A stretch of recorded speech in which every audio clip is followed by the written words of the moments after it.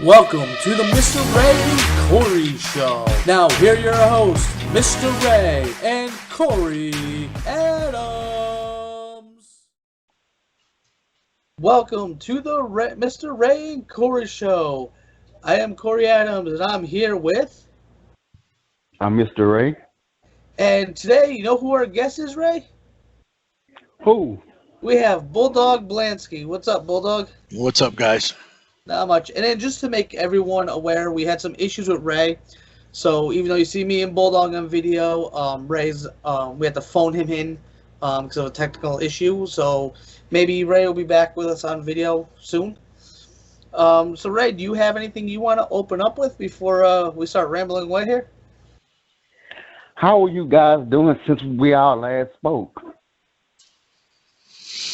Lots changed, man. I don't even know where to begin. You know, that's the funny thing. You know, so much has changed in my personal life. I moved once again, and just a new job and new state, you know, and stuff like that. But as far as everything else, you know, I mean, I can't even remember when we spoke. Did we speak prior to the pandemic or during the pandemic? It was right at the beginning of the pandemic because it was about, because on my Skype it said our last call was about a year ago. All right, so it had to be right around February or March of what, 2020? Yeah. 2020. So yeah, lots changed, man. You know. Yeah, I actually had COVID a couple weeks ago. Oh, no kidding. Yeah. I'm glad. Yeah. So COVID must have had a reverse effect on you because you gained weight instead of lost weight. No, I actually lost. I'm just teasing you, brother. Yeah. But yeah, no, surprisingly, I actually lost. Mm-hmm. If you remember the Hartford Whalers, right? Yeah, of course. Remember Zarley Zalapski? Yeah. I'm not good with names like you are, bro. The only Hartford Whaler I remember is Gordie Howe. Okay. So Zarley came over in the big Ron Francis trade. Mm-hmm. When the Whalers traded Ron Francis away. His sister's actually this big fitness person. I connected with her on Twitter, and she's been helping me with a program and losing weight. So nice. Good. So I lost my train of thought here. So actually, one thing I want to start off with something funny right off the bat, because I'm not sure if you saw the interview we did with Jose Perez. I did not. Okay. So he brought up this story. I'm not sure if you're there. Just let us know if you're there or not, if you witness it. He was telling us, we were asking about ribs and stories, and he said it was DPW. It was in the talk about the check deal, the check rib when you stuck Milano with the check. No, you gotta tell that one. But I don't even know if I remember that one. But this I vaguely remember. Okay. He tased Bobby Ocean in the locker room. He tased him? Yeah.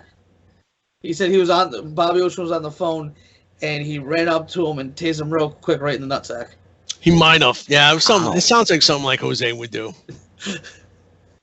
The problem was back in those days, man, whether it was the ACW locker room or the DCW locker room, there was so much ribbing going on and stuff that happened that, you know, man, like, in my memory, it's not as good as it used to be. So, like, when I hear the stories, like, I'm like, okay, wow, did that really happen? You know, when it comes to the Defiant, there's only one guy that I know that knows everything that happened in the locker rooms, and that's JJ Alexander. You know, that dude that dude will tell you what color you wore, what size pants you wore on a specific date. He's just very good at it. Where me, I'm like, yeah, all right, I guess that happened, you know. I don't remember, you know. So. And the other thing I wanted to actually ask you about, going back like a long time ago now, because I can't remember if you. There's gonna be a lot of things I'm gonna ask, and I can't remember if you're there for or not. That's fine. XCW, Extreme Connected Wrestling, no longer around either anymore, but they had a show, and I remember Milano coming in with some of the DPW guys right into the locker room, and they're hanging out and watching a show. Do you remember anything about what happened with that? Was that the CCW show? The Connecticut Championship Wrestling? No, this was Extreme Connected Wrestling. Who ran that? Alex, what's his last name? Alex Andino. I don't remember that. Outrage. I don't remember that at all. That might have been during that time frame when Mike was there was a time frame in Defiant Pro Wrestling, especially towards the later end of Defiant, when Mike had opened up the dojo around '07. That was at a particular time when I had kind of pulled myself away a little bit. Okay, so this is around that time. Yeah, so right around '07, '08, '09 was the time that Mike had opened up the dojo in Waterbury, which was right down the street from where Jason Knight's old dojo was. It was literally like five storefronts down the street. And that's when Mike ran a lot of those early, not early, but the later Defiant, the school shows, basically. Yeah. That was a lot of stuff with like Chris Mooch and Abel when they were coming in. The early stuff for Bobby Ocean, Jimmy Mees, the Clown, Len Oddity, and stuff like that. Then Mike had moved that school from Waterbury over to Woolkit. And that's I came back in Woolkit because that's when I came out of retirement, and I was doing a lot of mixed tag with a girl named Amanda Fox at that point. And that was me and Amanda Fox had a feud going on with Ariel and Brendan Michael Thomas and BMT, which is now ironically now her husband. Yeah. They had gotten married and ended up having a good family together. But so those are a lot of that the Defiant dojo stuff I don't really remember very well. Yeah, and Ray, feel free to chime in anytime, Ray, because I know you might have some questions. I mean, you got anything now, or? Oh no, you can go ahead. And the other thing I wanted to touch base on, see, I'm losing my train of thought a lot right now. It's a long day at work, and I'll probably edit some of this. So I didn't want to bring it up this early, but I know recently was the anniversary of Spider. Mm-hmm. Been 15 years. Yeah, I can't believe it's been that long. Because what was his? I guess what would you want to put in like his legacy for independent wrestling? I think a lot of people have to remember that. So you're going back now. You're talking about 2000 to 2005. So Spider passed away in May of 2005. He was 22 at the time. So Spider, or Danny, his real name was, he was around. He came. So I don't want to say maybe as far back as 2000. My relationship with Spider goes all the way back to 96, 97 when he was still in high school. I met Spider. I did a show in Shelton, Connecticut for Dan Severn, the UFC champion. Yep. So Dan had just came off the WWE, was running his own company. My partner at the time was a guy named Tiger Mulligan, and a very young Romeo Rosselli, who was one half of the Heartthrobs in the WWF with Antonio Thomas. Romo, was still going under his independent name at the time, Johnny Heartbreaker. We had all kind of had our first start at the time with Dan Severn. Spider was in high school at that time. We did this show at his high school. It was Shelton, Connecticut. And I had met Spider for the first time. Spider was a whiz with the web. He knew how to make websites. And you're talking back around 97, 98, when the internet was still really new and HTML and all this stuff. And I didn't even have a computer back then. I was on something called Web TV back in those days. I remember that. Yeah, it was something that you kind of plugged into your TV and then you ran a phone jack in, and it was kind of like a computer, but it went through your television. Yeah. And Spider had made me. We had gotten to be friends, and I remember he had asked me for an autograph, and somewhere. I wish I knew where this picture was, and I'd even asked Spider's parents about it once. There's a picture of all of us at that show. He had taken a picture. He was such a huge wrestling fan at the time, He somehow just liked my name, and I don't even remember who I wrestled that night or what I had done. I might have did something with Romeo Rosselli at that time. I don't remember. I thought maybe we did a tag match where me and him were partners. But Spider, I just remember we had exchanged emails or something. and he emailed me and he made me a website. Like I didn't even ask him for it. Yeah. He just made me one. He's like, "Hey man," and that's how that started our a long friendship with him. I met my now, well, she's my ex-wife. I got married in 2003. Spider was at my wedding, but at that time, I had gotten Spider when I had went to work for Jason Knight back around 2000, 2001. When ECW had their last show in 01. I was driving Jason Knight at that time to some of those final ECW shows. Him and Just Incredible. We were going to Philly and stuff like that. Spider was training at that time at I can't remember what the name of the school was, but this guy Fred Yale, who had something to do with a gym in New Haven, kind of started a wrestling school. And him and Nocturne and Jay Busta and Dave Cole were probably more of the bigger names that ever came out of that school. And I stand corrected. Anthony Michaels came out of that school too. He was one half of the Untouchables. And Anthony, I just think came out of retirement, is doing some stuff for Slick Wagner Brown right now. But that started like a long friendship with me and Spider. You know, I mean, he came to my wedding and just the funny back and forth stuff. Me, him, and Nocturne were very tight. And you know, Danny had started making a really good name for himself as he was kind of a high flyer. He was lightweight. Danny wasn't built like your typical wrestler.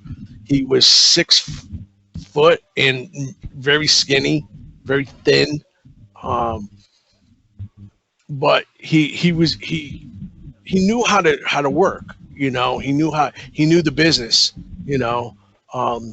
And when I had gotten some of the stuff that he did with Jason Knight was some of his best stuff he ever did, especially the matches he had with Nocturne were pretty legendary in Connecticut at that time, you know. And, you know, Danny was kind of at he was kind of like at the last part of his career in 05. Like he really didn't want to wrestle anymore. And he had just bought a house at that point. He had just gotten this really good job as a designer for Home Depot, making really phenomenal money. Like I'm talking like high number money, designing kitchens and stuff. And the ongoing joke was Spider used to tell me all the time. He's like, look, I bought a house before Bulldog Blanski did, you know, and stuff like that. And I knew he didn't want to wrestle anymore, you know. I knew he didn't, you know. So, you know, when his death happened, it was very tragic. I remember exactly everything that happened, like it just happened 2 minutes ago.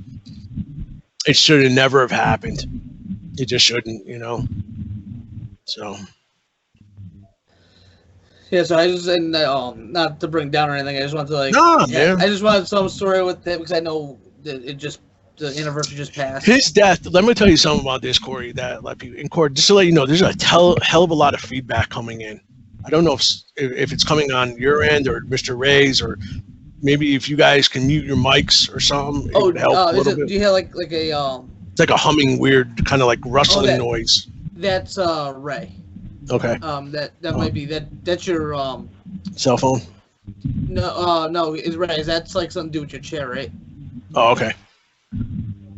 No, I'm sitting still. Oh, that's okay. See, when he talks, it goes away. I wonder if that's just some kind of feedback, but I'll get through it. Don't worry about it, man. Okay. I will tell you this, Cory, that a lot of people don't know about. So, and I have been very vocal in the past about Spider's death, because Spider, what a lot of people didn't realize when Spider died, it was the first death on the independents in the ring that resulted of a move going bad. Okay, a lot of wrestlers have died in the ring. There were wrestlers obviously before Spider, guys who have died of a heart attack and so forth. Of course, we all know about what happened with Owen Hart, and stuff like that. Yeah. But what happened with Spider was it was a move. It was a botched move. The move had went bad, and I'm not going to go into the details. I know what happened, but the shockwaves that it sent through the independents at that time was astounding. it went all the way to the World Wrestling Federation. Like there were people like Kevin Kelly, Paul Bearer that were commenting on Danny's death, on social media at that point. So I had known at that time that the World Wrestling Federation had picked up on what happened, because there was legislation that had got put in the state Senate in Connecticut about pro wrestling at that point, where they wanted the athletic commission to start governing pro wrestling. There was some U.S. representatives, and one of them was the representative from Shelton at that time, who wanted to kind of put this thing where wrestlers would have had to been licensed, because in a lot of states you have to have a license to wrestle. Yeah. New York being one of them. I still have my New York license somewhere floating around, even though it's expired. And I remember, the news outlets were everybody wanted to do a news article about this. Every major paper had picked it up. The United Press, Associated Press had picked it up.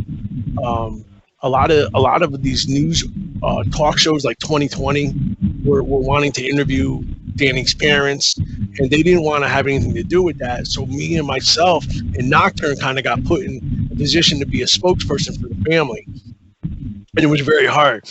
Even at Danny's services, we actually almost got in a fight with Channel 30 News, myself, Nocturne, and Dave Wilcox.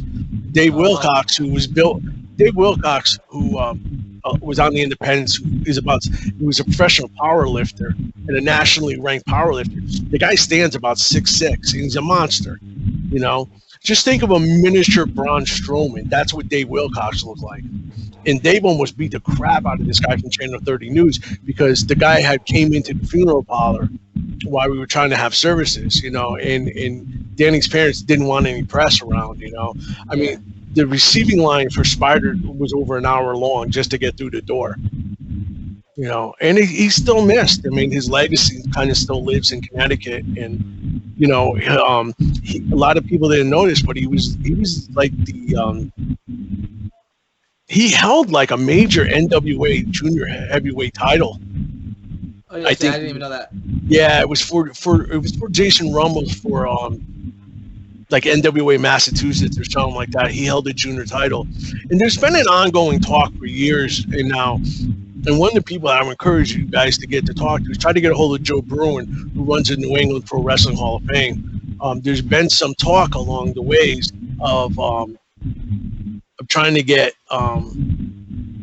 Danny involved, or try to get Spider into the New England Hall of Fame, which he should be in there.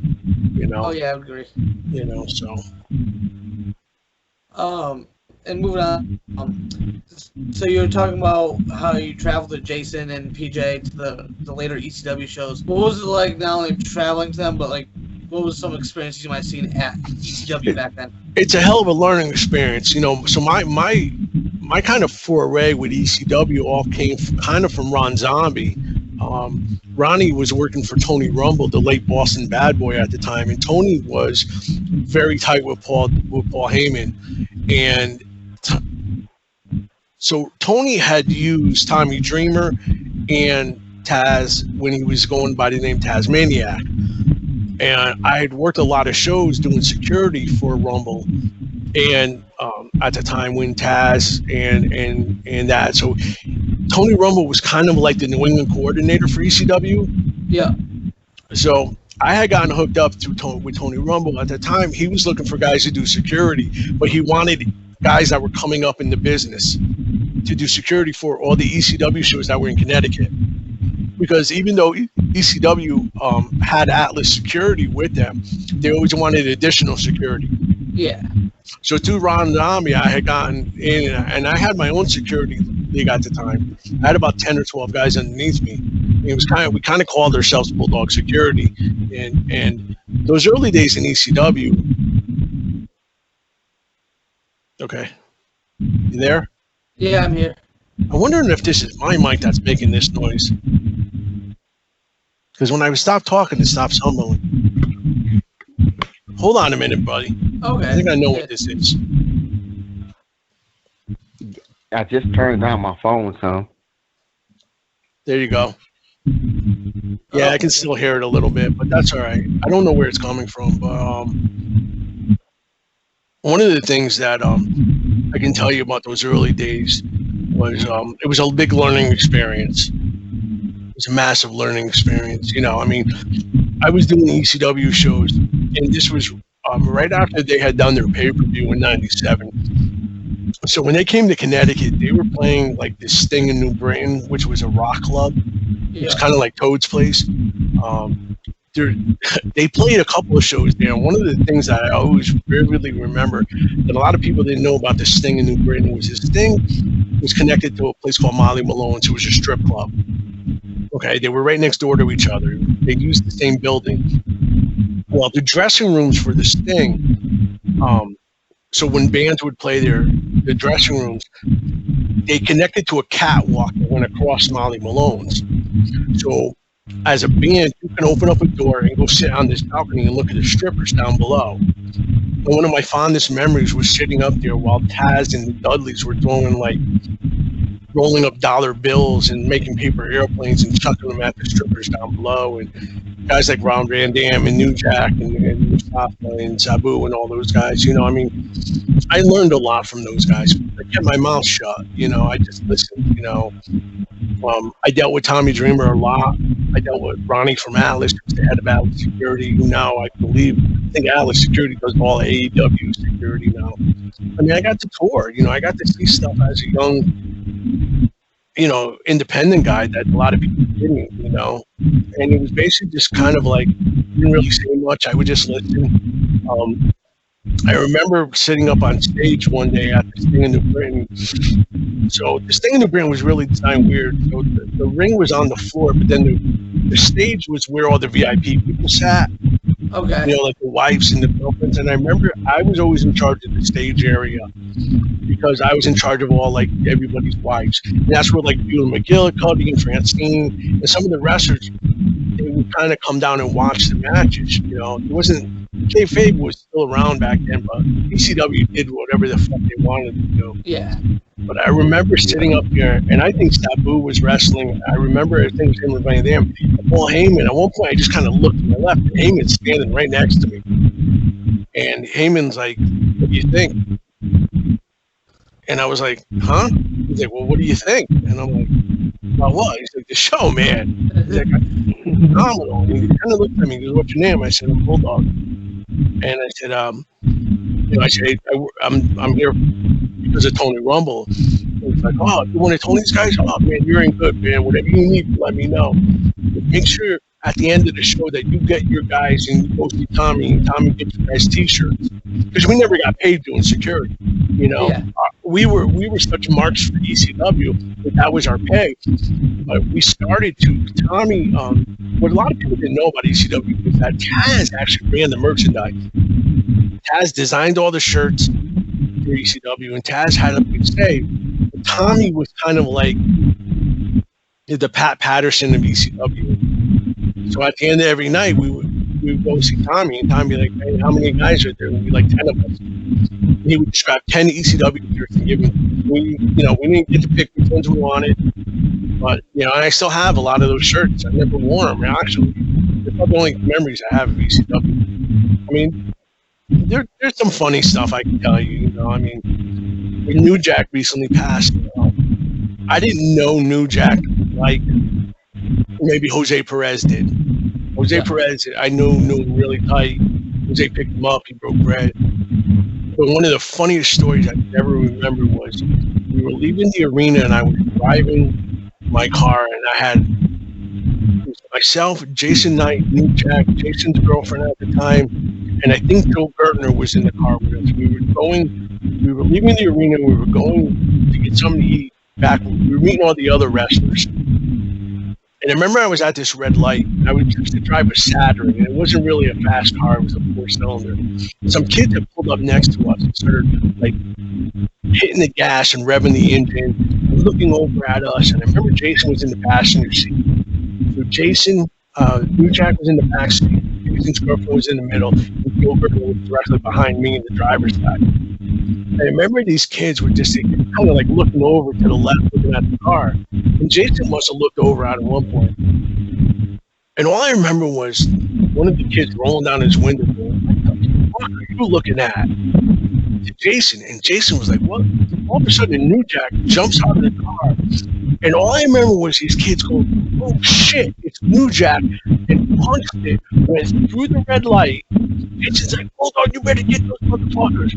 So he gets back in the car, I punch it, I'm chasing him. We get to another red light. I slam on the brakes because I see a cop. The guys go through the red light, and I see the cop pull the kids over. New Jack was just laughing his ass off. I thought it was the funniest thing in the world. He's like, man, those motherfuckers, they got it. He's like, fuck the popo, man. Don't go anywhere near them. I think I still got warrants, Bulldog. You know? There was just funny stuff like that, you know? I mean, there are other stories I can tell you, you know, like going to the arena and stuff like that. But, you know, I mean, it was a learning experience. And, you know, I had a really good teacher in Jason Knight. That guy taught me everything. Taught me more ins and outs. I learned more from Jason in the couple of years that I was with him. Still getting that homing noise. I think I learned more from Jason Knight than I probably did in my entire wrestling career, you know, because Jason was an incredible athlete, number one.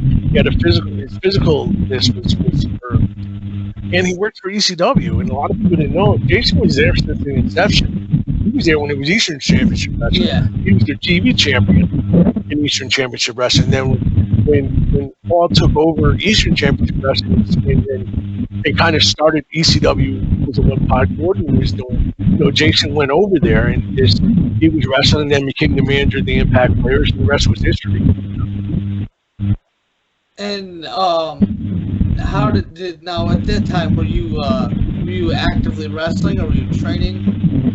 Now, one of the biggest things about me, man, and for a long time, like okay. Oh.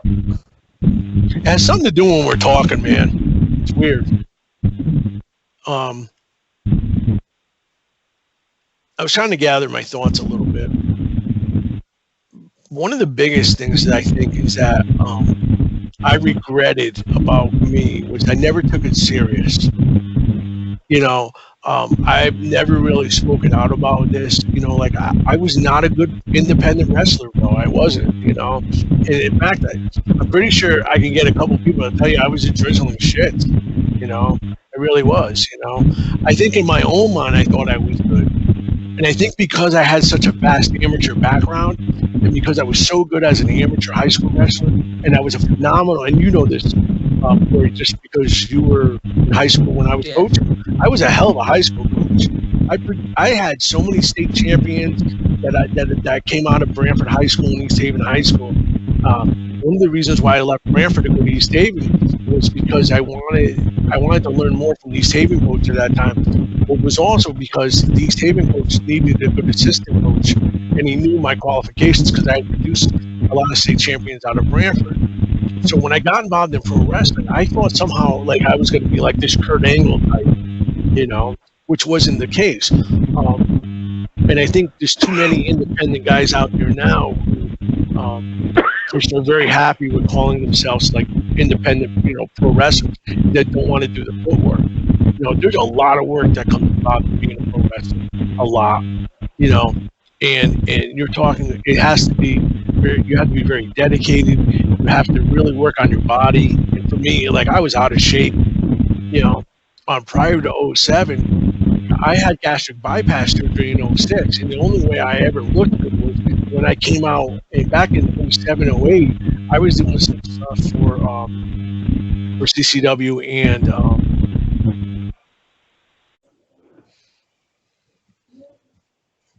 so I think obviously what I was talking to you about before we had the little technical thing was about independent wrestling. You were asking me about my training and stuff like that. You know, and one of the things like I think I was saying is that I want to kind of be very transparent about it is that, you know, I'm very critical now of independent wrestling, tremendously critical of it, and almost like to the point only because I know what I had went through in it. I have a great deal of respect for men and women and the independents who train, you know, and who go to a reputable school. I, for one, like, you know, listen, man, I got my early training with Ox Baker, and we trained in his garage. and I was giving Ox like $50 a week to train me, and I didn't really learn much. Part of it was Ox was old school. Ox taught me how to tie up and how to do some basic stuff, but he didn't have a ring. And one of the reasons me and Tiger Mulligan had left training with Ox Baker and we started to go train with Gino Caruso in New Jersey was so we can have a ring. But where Tiger Mulligan was very dedicated, I wasn't. I didn't want to lose weight. I didn't want to lift. I didn't want to work out. I didn't want to work on my cardio. And it was just things I think I wanted all the fame and all the glory and not put in the work. And that's not how this works. You can't just listen, man. I'm real critical of guys, especially on the Connecticut scene. And some of the guys because they work for you, I'm not going to say names, Oscar, and guys that just don't, who never have been trained right, and here's my thing. The thing that worries about me now about guys who aren't trained is what happened to Spider. Spider was a trained wrestler, but he was never really trained properly. He got trained by guys that were never trained themselves properly. So it's a trickle down effect. You know what I mean, man? Like if I train you and you train Ray, well, if I wasn't trained right, then you're not gonna learn right, and then you're not gonna train Ray right.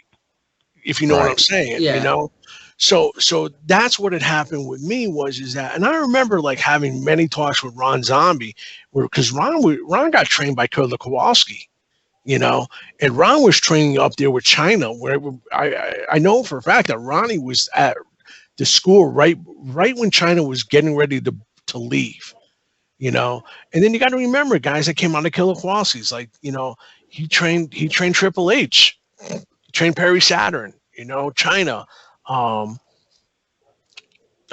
Matt Bloom came out of there, who now is the head of NXT. He runs the Performance Center, who went on to become Prince Albert in the WWE, and held the tag belts with Trish Stratus and Test,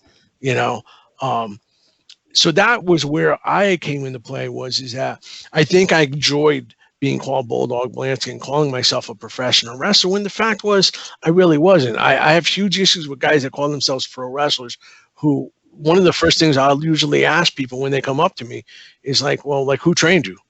And I'm like, well, who was that? Like what did they ever do? And something that really resonated with me, and I didn't hear it until this week, was something I was listening to. So every morning, I listen to Busted Open Radio, which is on Sirius XM, and it's hosted by a guy named Dave LaGreca, who's been around wrestling business for years. But his co-host he's got three co-hosts. He got Bubba Ray, Dreamer, and Mark Henry. And Bubba, anyone that knows Bubba, and I love Bubba Ray Dudley, man. I just love that dude with a passion, man. He's so honest and upfront. And one of the things he sat there and said he's like, man, there's too many guys out there right now that want to sit there and say they're pro wrestlers and want to go training people who have never made it to the show. And unless you made it to the show, you got no business training people. I don't care who you are. You don't. I don't care if you're a 20-year independent vet. I don't think unless you really made it to one of the bigger federations, you shouldn't be training people. And that's just who I am, in my belief. Then again, too, man, my beliefs don't really matter much. I mean, you may think, the Rangers are the best hockey team in the world, and I can sit here and tell you probably the Calgary Flames are. We're going to argue about it, if you know what I mean. Yeah. I'm also been very, I haven't done anything on independence since 2010. The matter of fact, my last show, I just came up in my memories. My very last wrestling show I ever did was in 2015.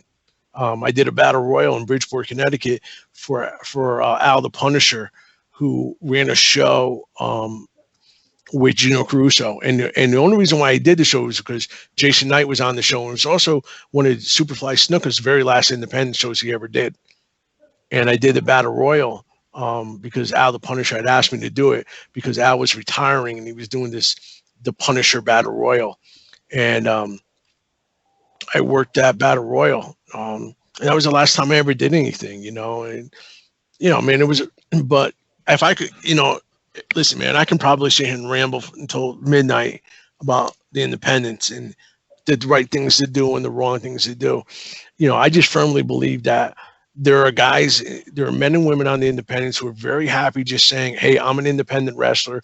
Buy my t-shirt. Here's my 8x10. And they don't have any visions of ever wanting to make it. I firmly believe that if you get involved in pro wrestling, you better have, your only goal should be to make it. That's it. Because when I got involved, I wanted to make it. And people forget this about me, and I'm going to sound cocky and egotistical, and I don't mean it, but I showed up on Monday Night Raw. I was on Monday Night Raw, So I know what it's like to stand in a WWE ring. I know what it's like to be backstage. I know what it's like to have Vince McMahon come up to you and shake your hand, because I did all that with him. But where did it get me? What did it get me? It got me 15 minutes of fame. Did it get me a few independent dates? Sure did. But I couldn't wrestle for shit, which is why I did hardcore wrestling. I firmly believe, too, that a lot of hardcore wrestler guys out there are guys that really can't fucking hold a lick into wrestling. But there were guys in the big leagues that did hardcore that really can do, like, dude, I'm not talking about the Funks and the Balls and the Sabus and the Dreamers and stuff like that. I'm talking about guys in the independents, they're very, especially lately, one of the biggest things right now in the independents is these death match things that have been coming up because of a certain wrestler who I've never met the guy. I'm not going to criticize him. I like his stuff. I love the guy's promos. I love the dark side of the ring on him. And here's the correction. I know he can wrestle because I know his background and where he came from. But a lot of us that when we were doing hardcore wrestling in the late 90s, early 2000s, a lot of us weren't really good wrestlers. And yeah, I'm speaking for myself, but that was the reality, that if you take away getting hit over the head with a light tube, or you take away getting hit over the head with a garbage can or a chair shot, did I know how to do a hip toss, tackle, hip toss, body, arm drag, body slam, do what we call an international move. Did I know how to put together a sequence of moves? Listen, my biggest problem was at the time, I never knew I could never remember what my own finish was, and I used a lot of my size and a lot of my, because I had somewhat of a name on the independents as kind of leverage. And that's how I got away with a lot of shit, but I know there's a match on YouTube of me and Amanda Fox wrestling two guys in Rhode Island, and the match is just the shits, bro. It's so fucking bad when I look at it, and I was like, I had just no business being in the ring. I could have hurt somebody, I wish all the stuff that Jason Knight taught me, I would have listened to him more, but I was already in my late 30s when Jason came into my life, most guys' careers are winding down by that time they hit 40. So what was I going to do? I showed up on Monday Night Raw in 98. I did Jerry Springer. There was nothing more I could ever do in this business, and I wasn't just content with just, saying, yeah, I'm an independent pro wrestler. Yeah. Look at me, It wasn't just that. I got t-shirts and I got 8x10s. Hell, there's even an action figure of me somewhere that Spider made of me, And yeah, every once in a while, somebody will remember me from some match I did, or I'll get hit up on social media and they're like, yeah, I remember you, Bulldog, and I'm like, yeah, great. But like, what did I ever really do? And that's the thing. Like, I really feel like if you want to be an independent wrestler, there's a lot of fucking hard work you got to put into it. And you got to get trained by somebody that's reputable, And right now in Connecticut, there's only 2 reputable schools. And that's either go up to the 3D Academy in Danbury and get trained by Bubba, or you go to Slick Wagner Brown School, That's it. And I stand corrected. I know Paul Roma and Mario Mancini have their school in East Haven. I think that, and I believe, and I know because I had ties with that school, that they're doing good things down there, because you got guys like Richard Holiday that came out of that school. That kid's making a good name for himself on the independents right now, and it's only going to be a matter of time before that kid shows up. Hell, I think he was tag. I know somewhere on the independents he was tag teaming with MJF for a while there. as his partner. So, I mean, it's only going to be a matter for that kid gets signed or shows up somewhere on one of either, NXT or shows up in AEW dark match somewhere, Yeah, I think right now he's on MLW right now. Yeah, I know he's doing stuff for MLW. Yeah, and which is good because he's getting some exposure, because that's the thing. People forget that on the independence race, that your goal as an independent wrestler is to get exposure. Right. And that's it. Your goal, you have to constantly get to the next match. I used to tell my kids when I coached high school wrestling, the only way my kids would ever get better is by wrestling state champions. That was it.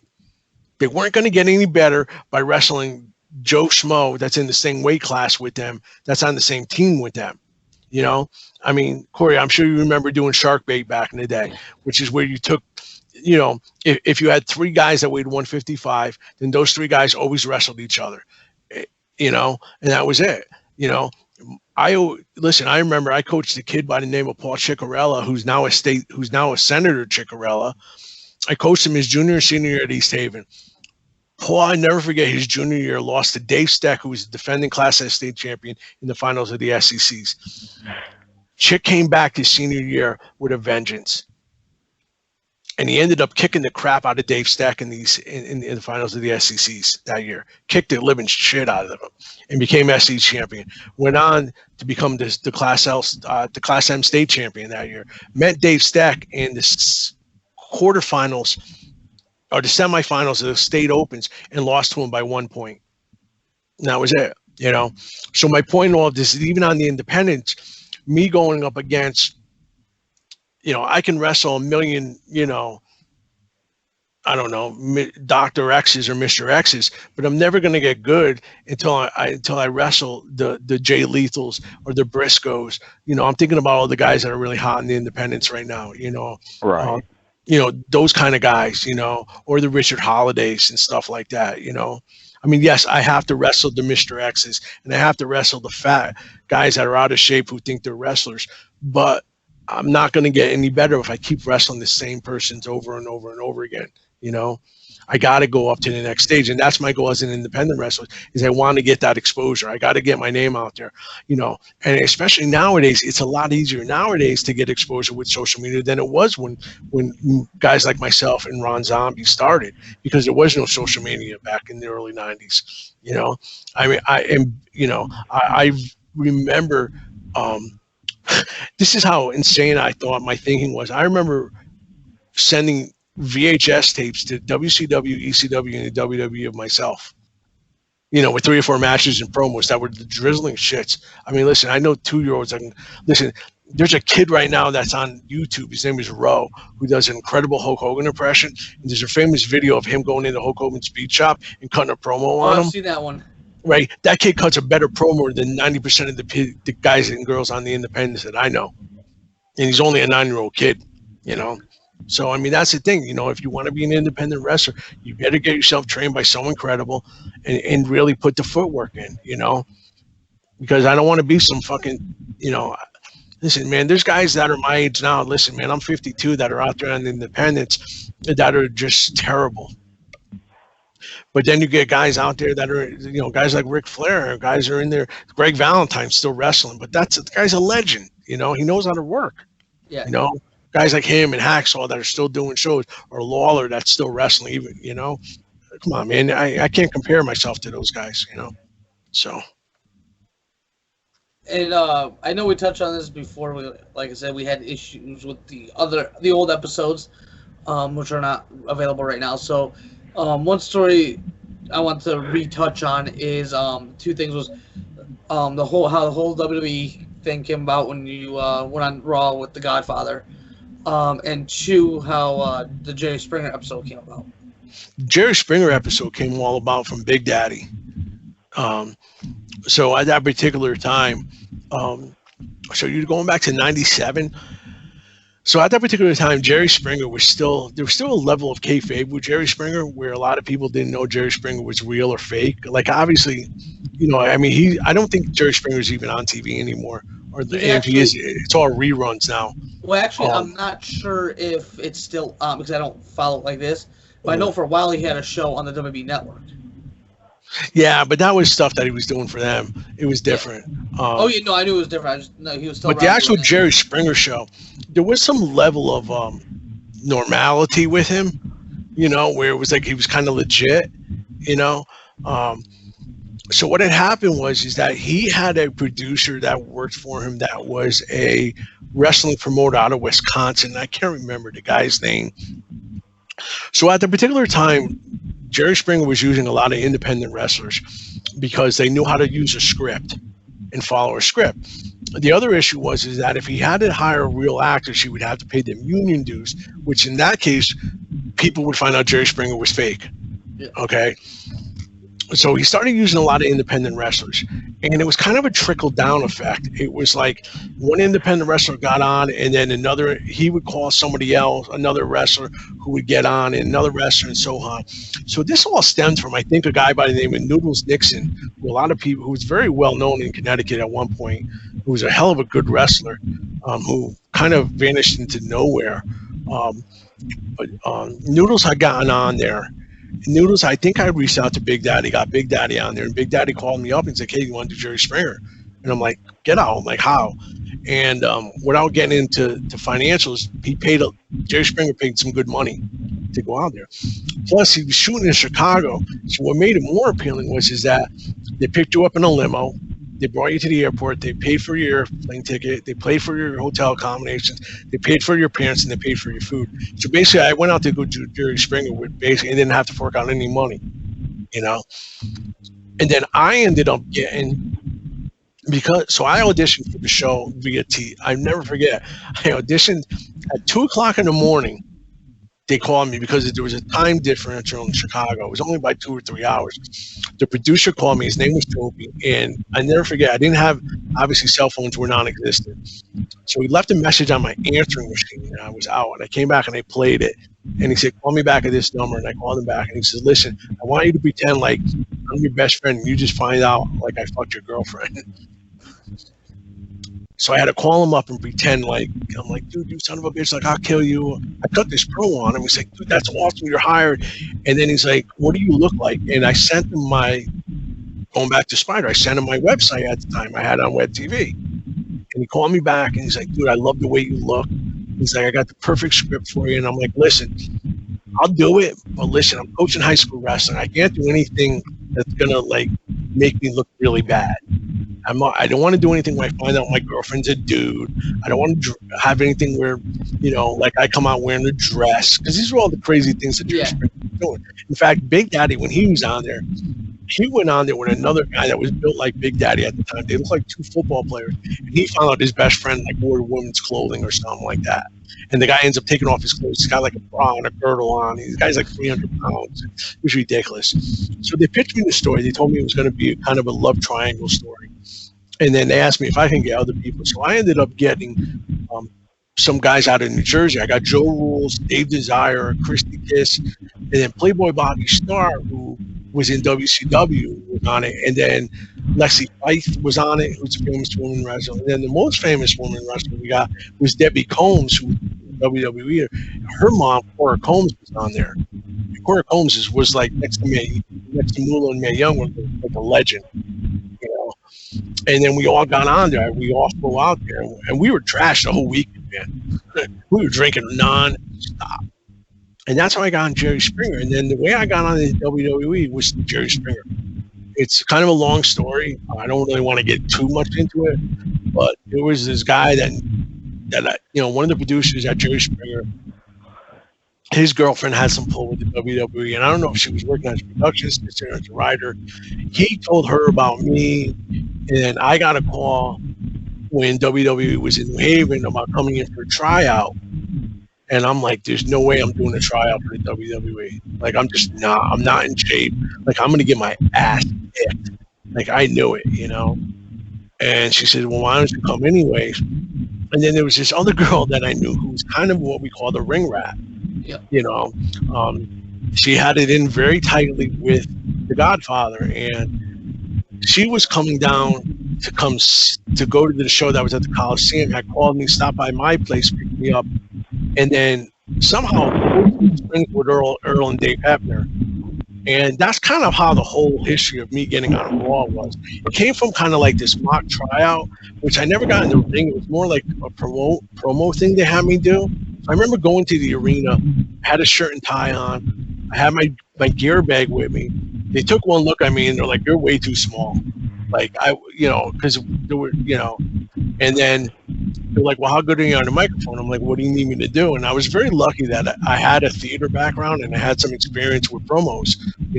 I may have been not a very good wrestler, but I knew how to cut a promo, and that came from guys like Jason Knight, and stuff like that, and watching ECW guys cut promos and just really learning the craft of promos. And plus, I was a CSB graduate at that time. I graduated from Connecticut School of Broadcasting. I had some broadcasting experience. I had done some stuff in radio, so I knew how to work in front of a camera. I knew how to take cues and stuff. They had me cut 2 or 3 promos, and they liked me. And that's how the whole thing came about. I never knew after I cut those promos what they were going to have me do. Originally, I thought I was going to do a security run-in for DX at the time. Yeah. And then next thing I knew, so that girl that was the rat, I ended up finding out was messing around with, I don't want to say the guy's name, was messing around with one of the wrestlers and kind of had said, "Hey, like, you're going to do this thing, use Bulldog, he's very good," and the next thing I knew, I got pulled into a room and they told me what they needed to do, and they asked me if I was willing to do it. I said, yeah. And I just remember the last words they said was, "Oh, by the way, don't forget, you're going to be in front of 14,000 people. You're going to be on live television. Don't fuck up." And that's how the whole Raw thing came. And then I just remember, like, one of the funniest things about that whole Raw thing that a lot of people don't know about was so at the end of my segment, you see me walk out of the ring with the 2 hoes or the 2 girls. And I'm walking up the ramp. Well, at the time, Godfather of Albuquerque was feuding with the Acolytes, which was Farouk and Bradshaw. And as I was coming up the ramp, the Acolytes music I'd hit, and I heard somebody from the gorilla position going, "Kid, hurry the fuck up." And I couldn't get the girls to move quick enough. Well, as we were walking up, the ramp was steel grates. One of the girls got her heel caught in the grate. And then she went to go forward and broke her heel off, just as Farouk and Bradshaw came. What you never see was Bradshaw literally fucking pushing me out of the way and throwing me through the gorilla. He basically threw me down. Like, I fell down a flight of stairs, but I popped right back up. Yep. And I just remember looking, and I forgot who was in gorilla. It might have been Pat Patterson, and I think TJ Strongbow, I remember, was back there. And all I remember was like, "Kid, are you all right?" And I'm like, "I'm fine, sir." I got up and brushed myself off. I grabbed the girls. We went backstage, and then the girls got grabbed by a producer. I remember 2 or 3 producer guys and some lawyer guy coming to me, and I remember filling out all these forms. And then I remember me getting done, and there was some other independent guys I had known, and the producer going, "You guys can hang out backstage here, but you got to stay in this area. Do not leave this area." And we basically sat on these like crates that were like fire crates, And I remember sitting there and looking across, and there was the kind of like the pre-gorilla position where there was a couple of monitors seeing like Stone Cold, The Undertaker, Blue Mimi, who I was good friends with at the time. He was doing the Blue Dust character stuff. And then I also remember the most famous thing was the ICP incident that happened. So the Vincent Clown Posse was with WWE at that time. They had a big Raw with Vince McMahon that night, and I witnessed the whole thing. Like, I remember sitting there watching those guys fucking swear and basically get in the face and get escorted by the cops out of the building. Oh wow! And then that kind of lifted my career a little bit too. That kind of gave me a little bit of credibility, and of course I used it to my advantage. I got a lot of independent dates off of that, and I was very lucky that I had used that. The thing was that I never capitalized on it, because one of the things I was going to do at the time was change my character, and I was going to do a pimp character based off of that thing. I was going to I was going to call myself Beautiful Bobby Blanski or something like that. I was going to do, and I was going to dress like a pimp, but it never was something I don't know. It never panned out at that time. Now, with that whole thing, so with that whole experience, what was it like going into like New Haven Coliseum, like your home, basically home arena, and you're That was probably one of the most intimidating things ever, was because I was with some guys that night who didn't know I was going to get pulled out of the audience because I had a level of, I was told not to say anything. And it was hard because there was a lot of backlash from me, because I kind of abandoned my friends that night, you know. So what had happened was, is after the segment had gotten done and after Raw had went off the air, those of us that us independent guys that were there for work, we got invited to an after party that night, and I went to some strip club with a whole bunch of the wrestlers. You know, I was actually kind of like trying to do business for myself. You know, I really was. You know, and I kind of thought who the fuck I was. So I ruined a few friendships because of that. You know, luckily I mended them, but I remember coming over the guard railing in Big Jim, who was the head of security at the time, kind of whispering in my ear, "Okay, kid, whatever you do, don't fuck up." And the thing I always found funny was, in the wrestling business, everyone calls each other kid. Keep in mind, I was like in my mid-30s when I did that, so I was far from a fucking kid. Yeah. You know? In fact, I was probably older than some of the guys I was in the ring with, you know? But I remember kind of like me hopping over the guardrail and this camera just being like right here in my face with a red light, you know? And I remember kind of walking up the stairs, and Tim White, who was the referee, kind of telling me like, "Hey, listen, kid, this is where you need to be. This is where you need to stand," because I had to know where the hard camera was. And in the New Haven Coliseum, the hard camera wasn't where I thought it was. It wasn't to my left in the ring. It was actually to the right where the hard camera was, you know? So if you ever go back and watch that video, you can almost see kind of Tim White come to me and almost turn me towards the hard camera at the time, you know. And then the Val Venus had the girls in the turnbuckle, and then the Godfather was to the left of me. And as he was talking to me, the thing I remember the most was looking out in the audience and listening to 14,000 people and people who knew me out there. Hearing my name Bulldog get screamed, you know, like Bulldog, Bulldog. And then like I remember hearing people say, "Oh shit, there's Bulldog. Oh, that's our boy," you know. But the other thing I remember was just the Godfather interviewing me and me realizing how fucking short I was and how tall he was. Like I felt like a fucking midget next to that dude. Because the Godfather's like 6'7", 6'8". Yeah. And Val Venus is 6'4", maybe 6'3". And then you forget with their boots on, it adds them another couple of inches, you know. And what many people didn't realize, is I had Magnum boots on at that time, which was kind of like the unofficial independent pro wrestling boot that everybody wanted to wear because Stone Cold wore Magnums. But I had elevator lifts in my shoes that made me 2 inches taller.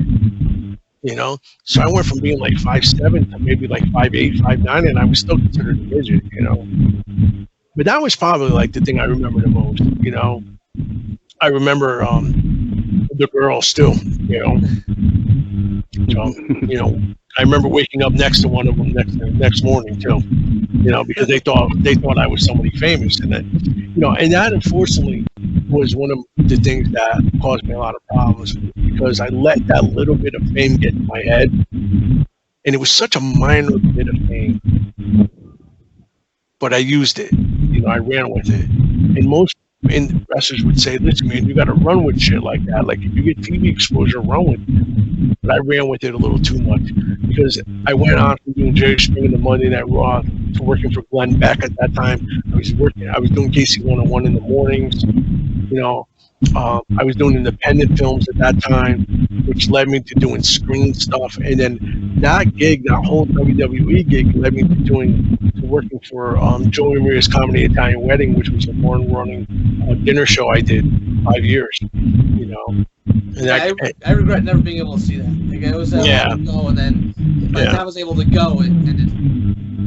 It definitely was a lot of trickle down stuff, Cory, you know, that came from it. But like I said, that little bit of fame got to my head, you know, And I really did. You know, I kind of used it, but there were other guys out there, guys like Ron Zombie, that were busting their ass on the independents, and here I was with very little training that got on Monday Night Raw.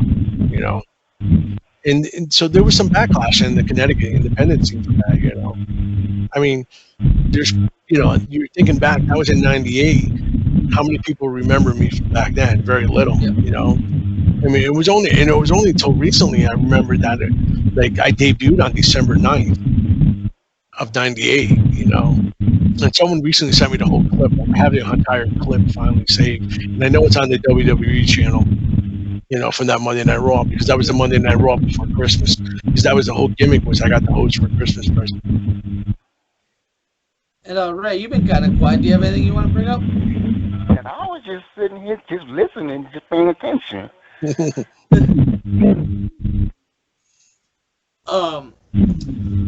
So any so to bring it up a little bit, any funny stories about anything, like whether it was like on the independents, any funny rib stories or?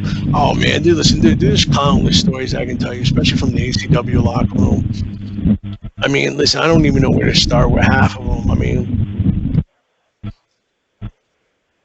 I'm trying to think of some of the cleaner ones I can tell you. There was funny things that we used to do, like the Jose Perez. You got to get Jose Perez on here again to ask him about the time we were all at Denny's and he tried to stick Milano with the check, you know, and Milano flipped out because it was like a $50. It was like not even $50. I want to say it was almost $100 bill. Stuff like that. I mean, there was. I remember I remember doing an ACW show. We all used to go. So after we would do ACW, we used to go to this Chili's in Waterbury by the Waterbury Walk. Yeah, we all walked in there one night, and I was with my wife at the time, and Velvet Sky, when she was Talia Madison, was sitting at her table. I think Slick Wagner Brown and April Hunter, and the waiter spilled beer on me. And I got up, and just as I got up, every independent wrestler stood up at the same time. What I did, so the waiter got scared shitless because he knew we were all wrestlers. And I remember the manager coming over, freaking out. I also remember that night that we got unlimited beer for the rest of the night, and all our food was comped. Because we ended up working with the wait staff, you know, into being like we basically told them we were going to start a riot, you know. I mean, there's other funny stories, you know. I mean, like, you know, I don't know. I remember one time, one Defiant show, Abel Graves was in the ring with Ariel, and he accidentally grabbed her, and she shot on him in the middle of the ring. It's literally kicked the shit out of Abel Graves.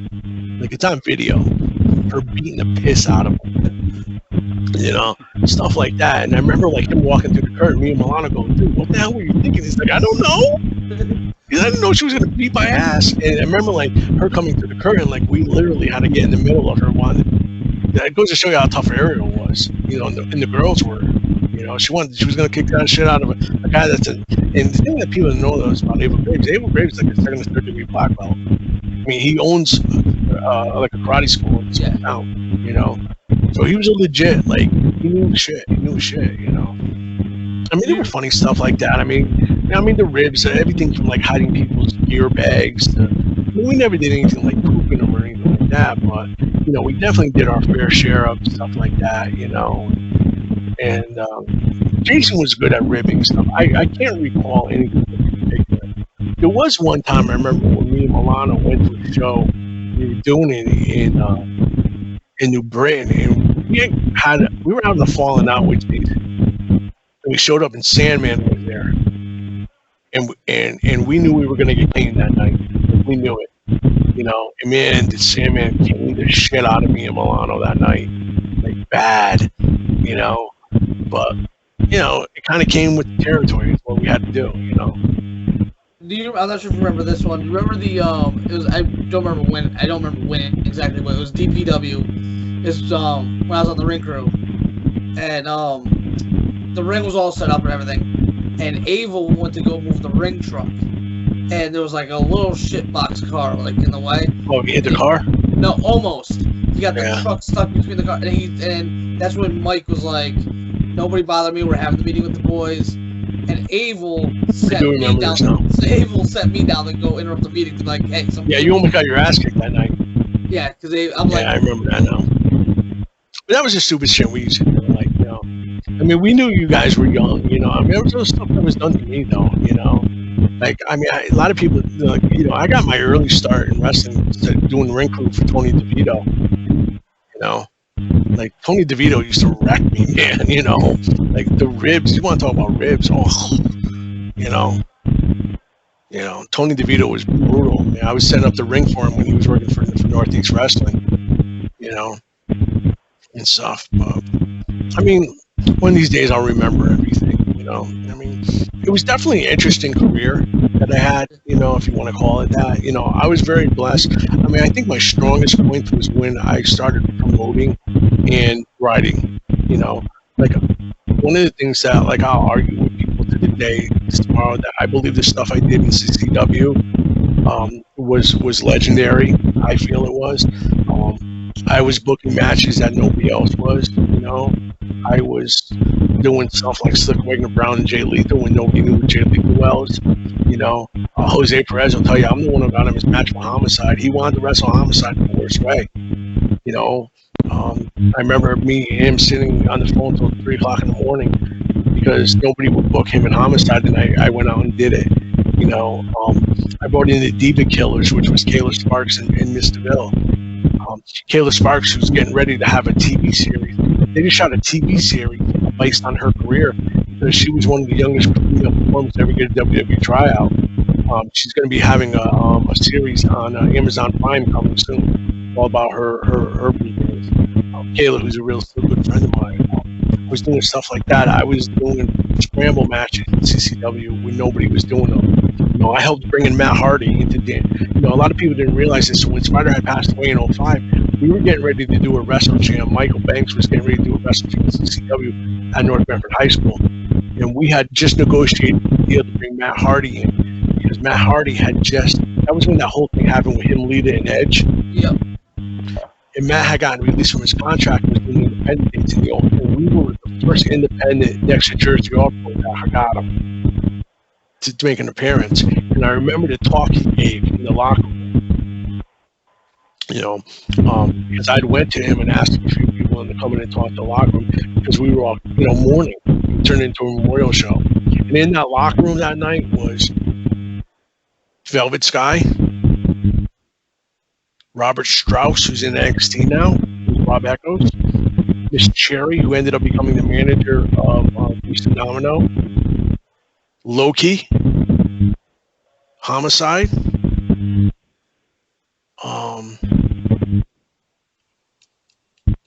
Matt, Zack Ryder, who goes by Matt, who's going by his real name now, Matt Cadorna. He was in the locker room, and Brett Majors in that locker room. And Kevin Matthews, who was very well known, who runs his own company in Alaska right now. You know, I had a lot of good guys, you know, and I had that reputation for being very fair, you know. And that's the stuff I'm proud of. That's all a direct result of Jason Knight teaching me the business. You know, I knew how to write matches. I knew how to book talent. I knew what I was looking for. You know, a lot of people didn't realize this, but Mikey Milano came as a result of him showing up to an ACW show. He didn't have a lot of experience. He had very minimal. I don't want to take anything away from Milano. Milano knew his stuff. Milano had ran a show, I think, once in New York prior to him getting involved in Connecticut Independence. But he showed up to Jason's school one night, and we were like, who the fuck's this guy? And I was like, nah, Jay, let's give him a chance. You know, he knows his stuff, you know. And that's why me and Milano worked well. A lot of people forgot that me and Milano were kind of like Vince Russo and Ed Ferreira of the Independents. I mean, we were doing all the major stuff. We were writing all the angles for ECW at the time. And then when Mike started defining, I went with him, you know. And, you know, I was responsible for doing a lot of the backstage, the early stuff in Defiant. A lot of those matches, Nocturne winning the heavyweight title. I was also, I was the first one to go to Milano with the idea of having Velvet Sky and April Hunter wrestle men. They were a tag team at the time, and I forgot the name that they used at the time. I think they were called TNA. Yeah, that sounds For Italian April at the time, yeah. I had them wrestle, I think it was the Now at the time, you know. When Mike thought I was insane, I was like, no, come on, let's do this mixed tag team match. It'd be great. We were doing stuff with Kid Mikaze. If you don't know who Kid Mikaze is, you may want to look him up. He's married to Sasha Banks, and he designs all the clothing for WWE right now. He designed my ring robe that I still have to this day. You know, we were doing stuff back then, you know, and Mike was bringing in big names. I mean, he had Brett Majors and Zack Ryder out when they were on Independence. One of the most famous independent guys that worked at WWE that nobody ever knew was, oh crap, why did it just... Alpha Jr.? We had Alpha Jr., and we also had the kid that's in NXT, the champion. He does a demon character. Finn Balor? He had Finn Balor when he was going by Fergal Pivot on the Independence. Yeah. You know, so there were some guys that had went on to big stuff that came through Defying at the time, you know. Plus we had the regulars, the Purdy Curtis, the Ron Tommies, the Big Jim Sullivans, you know, the Abel Graves and stuff. But a lot of the stuff that I did with Mike was all the stuff that was in Doggy Dog. You know, I was kind of more or less responsible for a lot of that shit. And then I went off and ran Connecticut Championship Wrestling with Joel LaChance, and that was some of my best stuff I think I ever did, you know, with them. You know, it's a shame it never worked out because we had the makings of being a very good independent company in CCW. But there was a lot of loyalty I had to Mike at that time too, you know. And there was a lot of wars between, and we couldn't compete with some of the bigger independent companies like Northeast Wrestling that was running, and a lot of us went off to work for Shelby Goldberg, New England Pro Wrestling, or I forgot what company New England Championship Wrestling he runs. But you know, man, it was a fun time, man. My best memories of my stuff with independents. You know, I mean, when I got married in '03, everybody in my wedding party was a wrestler. They were all independent guys I had. From Mikey Milano to Ron Zombie, Shaba was in there, Iceberg from Old Front. You know, I had all the guys. You know, Jason Knight was at my wedding. Talia Madison, Mercedes Martinez was at my wedding, who is fighting this Sunday on NXT, who signed to a major contract. You know, I was fortunate enough that I had also witnessed people like Velvet Sky and Mercedes Martinez. And let me clarify this: in no way am I saying that I had anything to do with their training. I was just at the school when they came in. I remember the first day Talia Madison, Velvet Sky walked in, Jason Knight's. I remember the very first time Mercedes Martinez walked in. I remember helping Jason book her very first match. A lot of people didn't know this, but Mercedes Martinez's very first match was against a guy. You know, which goes to show you where 20 years later her mental toughness. Yeah. You know, she's one of the toughest. She is, in fact, in my mind, the toughest girl in the independents. You know, and now probably the toughest girl in NXT. You know, and hopefully, you know, and I'm proud to sit there and say that, like, I was there, I witnessed their very upbringing, you know, and watching that. You know, I remember being in the ring with Mercedes and helping them do drills and helping her do drills. I don't take claim to training them. I was just there to help them run drills, just like, you know, anybody else was, you know. But I missed the camaraderie. We were very tight crew. The Connecticut Independence was very tight. I don't see it anymore now. You know, I think a lot of the guys that are coming out of Connecticut, I think it'll be a long time before you see anyone come out of Connecticut really make it big. You know, I think Richard Holiday is probably the biggest name. If that kid doesn't get signed within the next 5 years, I also want to sit there and say, I also believe Wrecking Ball University gets signed within the next couple of years. And I remember when that kid when he was a little shit at ACW shows, you know, but Bugursky went on to do. I'm really proud of that kid too, man. You know, like, you witnessed that kid's career. Like, I've been watching him since he was a little kid, showing up He went on to wrestle for Southern High School. Went on to play Division II football at Southern Connecticut. I know he's already been looked at with the WWE. I think he's already been invited to the Performance Center once or twice. Yeah, he went for a tryout.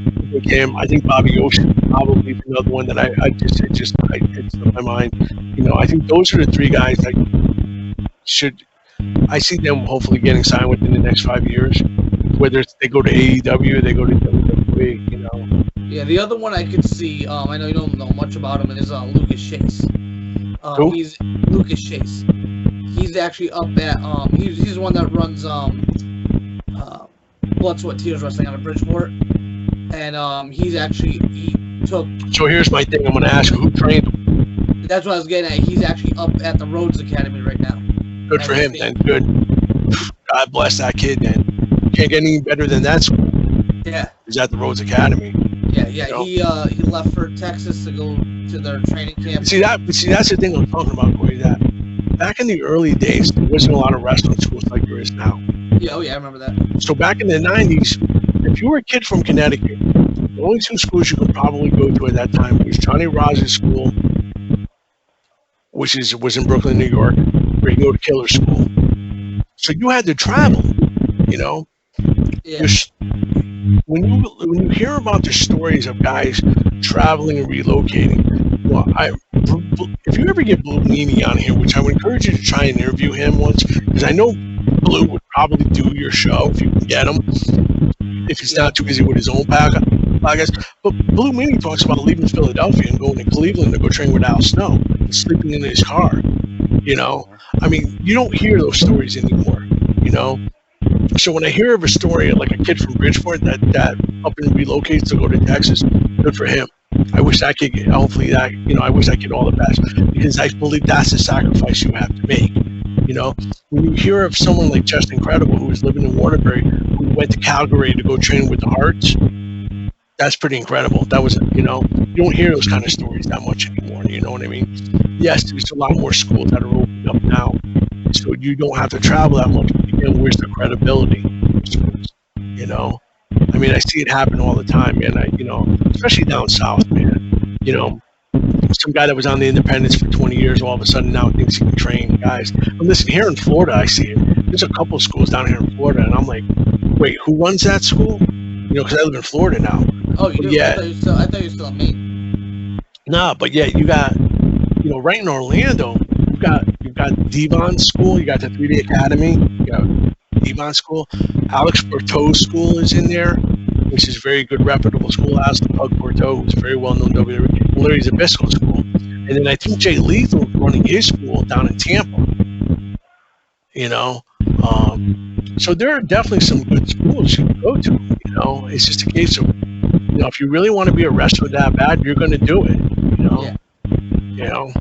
And you're gonna get that exposure. One of the things that's really cool, man,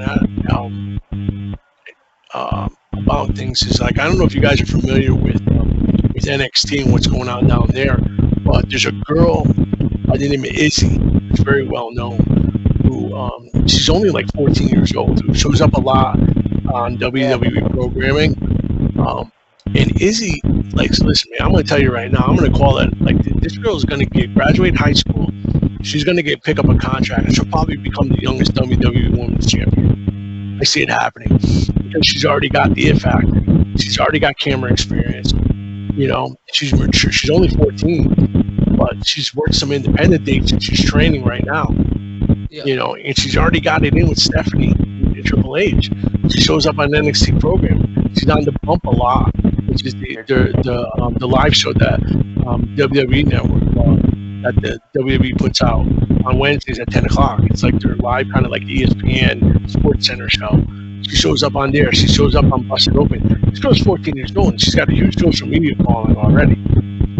But that's the stuff I'm saying. You got to get trained the right way. You got to do it. She's already got it in. So as we wind down, because we've been going a little over an hour, 6 a.m. comes early for me as we're recording. Yeah, it does for me too, brother. So my question, unless Ray has anything, do you have anything, Ray? Yeah.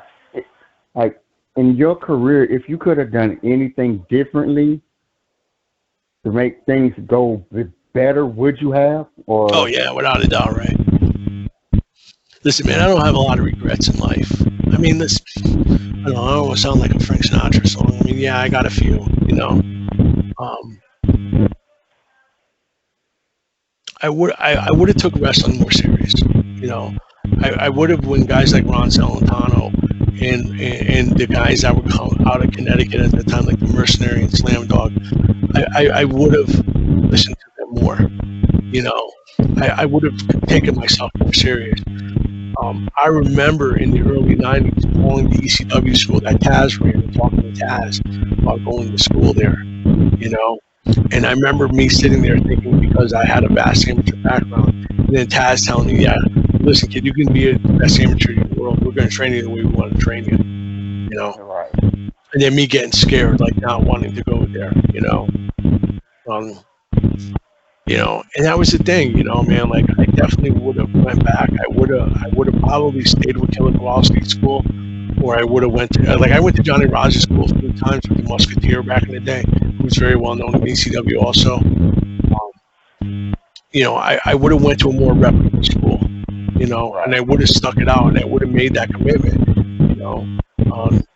I look at, you know, especially me coming out of the 80s, like, if I would have stuck with it, who knows what would have happened, you know.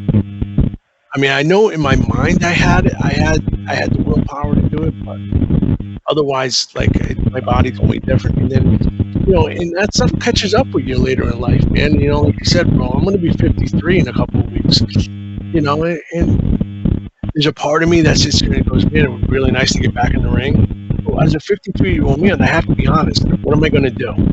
Like, what's my purpose for wanting to get back in the ring? You know, do I think I'm going to get signed? Do I think Cody's going to call me tomorrow? Tony Khan's going to call me? Do I think Vince or Triple H is going to call me? That ain't going to happen, bro. You know what I mean? No way it's going to happen, you know. I would have to be an exceptional athlete, you know. I just, you know, or am I doing it for ego-driven? Just so I can go on social media and say I'm a wrestler. You know, it's like I'm very content with the life I live now. I miss it a lot. I got very bitter after Mikey Milano died. You know, when you lose your 2 best friends within a 5-year span of each other, you become very bitter. It led me down a very dark path.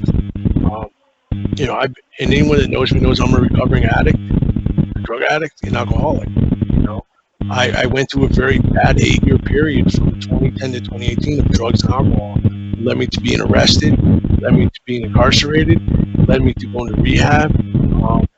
I lost my girlfriend in 2016 to a drug overdose. Countless friends I've lost over the years. I ruined a relationship in 2010 with a girl that I was engaged to for 5 years, who was very well known in the wrestling business. As a videographer, she owned her own video company and is very well respected. You know, I ruined a relationship with her. You know, I lost a lot of friends. I lost my reputation, the little reputation I had, because my drug use and my alcoholism, which stemmed as a result of me not wanting to deal with losing Spider and Milano. You know, because Milano's death happened very quickly. A lot of people don't know the backstory, and I'm not really willing to get into it. Out of respect for my fellow brothers and sisters that were fight with Mike. Mike went through a health battle, and he died very suddenly. You know, and I remember getting the call. I was at work when his girlfriend called me and said, "You need to come to the hospital now," because he was on life support at the time. And I remember me going into his room and like cussing him out. You know, like, dude, like, don't do this to me. Like, I can't. You know, I never really dealt with losing Spider, and here I lose my business partner, my best friend. I mean, when I talked to, say, like Mike Milano was like my best friend, this was the guy that would call me at 2:30 in the morning to want to book matches, and we'd stay up to 4 or 5 o'clock. Or better yet, when I was living in Farmington and I was married, I used to go to his house in Waterbury at literally like at 11 o'clock, and we'd start drinking at 11 o'clock at night, and we'd be drinking at 7 o'clock in the morning, booking shows.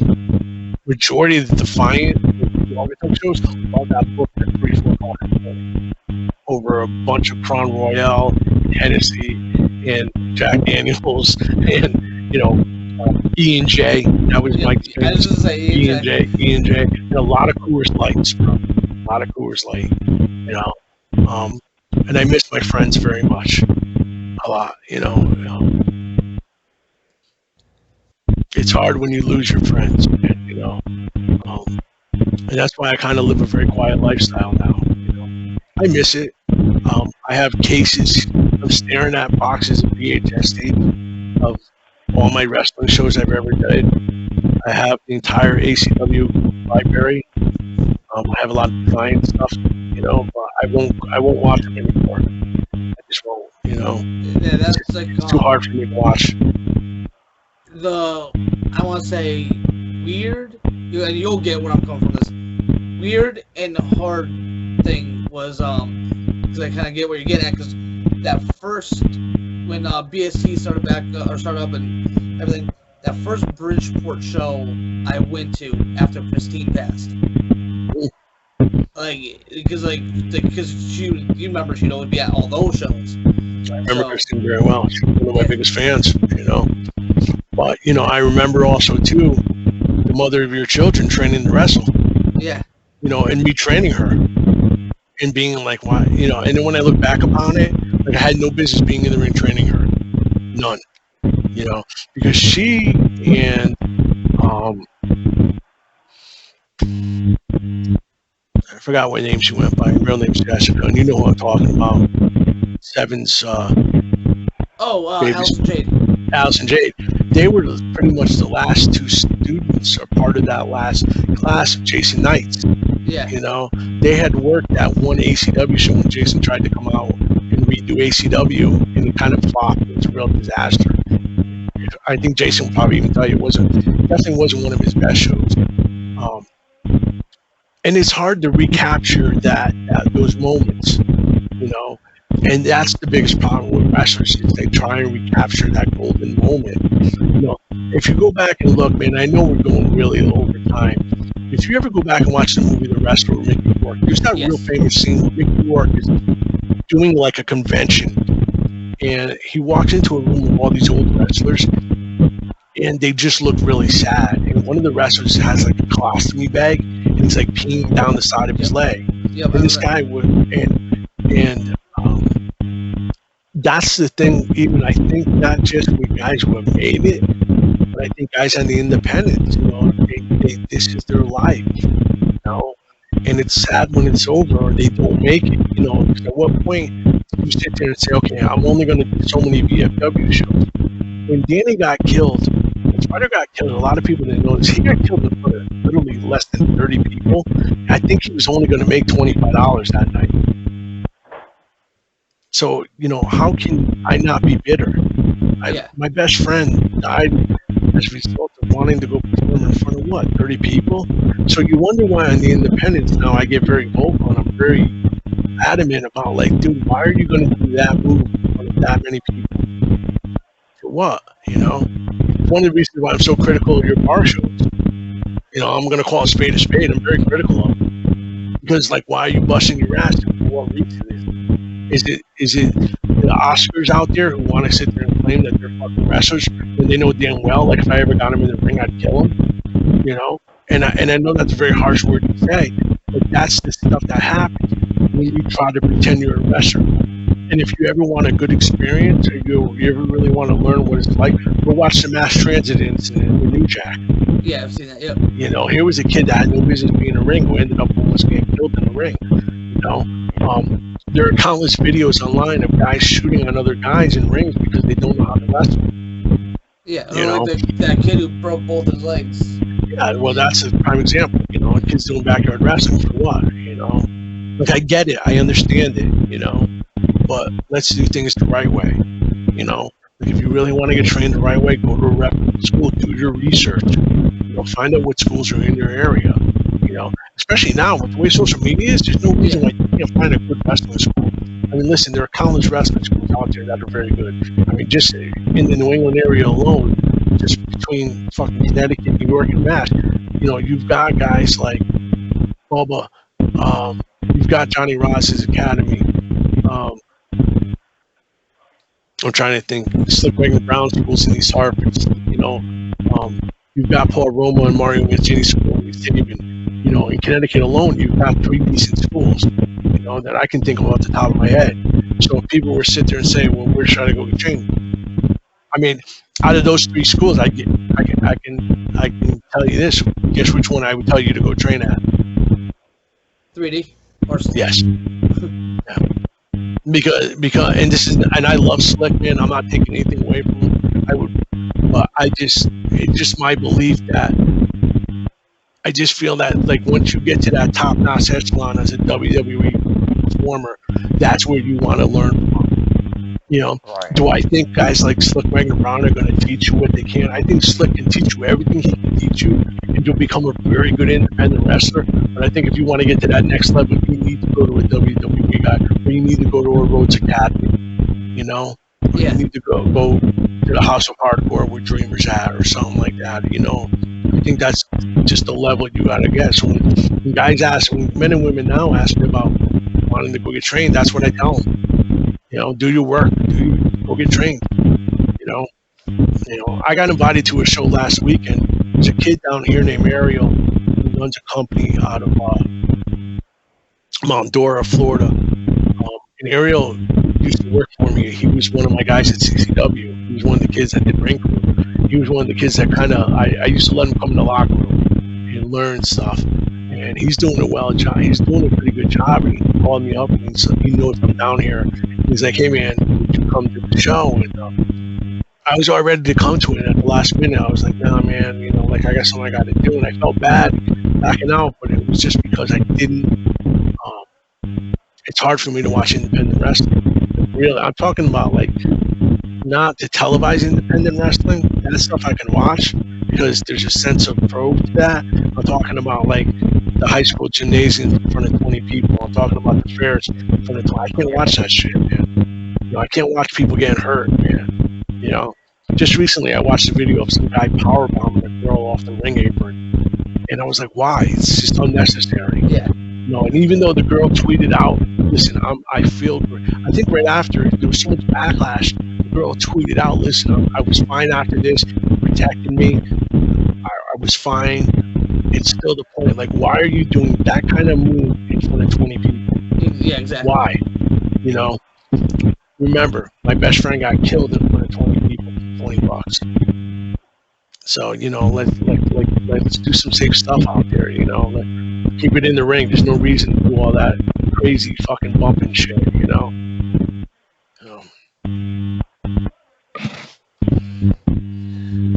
So with that said, is there the last question I want to finish up with, kind of adding to what you just said, is there any chance you'd ever get back into wrestling, like behind the scenes, or like running something, or kind of helping the company now? Sorry, let me tell you this. I'll never get back in the ring again. No, that's not what I meant. Yeah. I mean, I just have no desire to ever want to step foot in the ring again like that. I don't need that kind of glory to me anymore.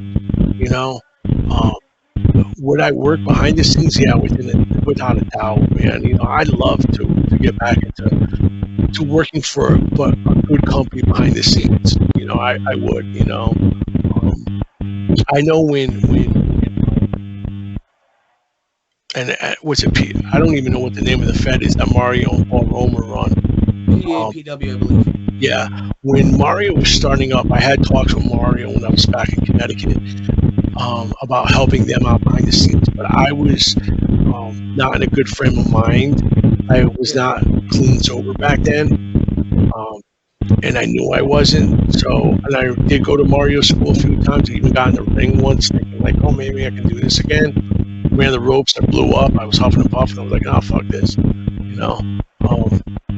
I would love to work more behind the scenes,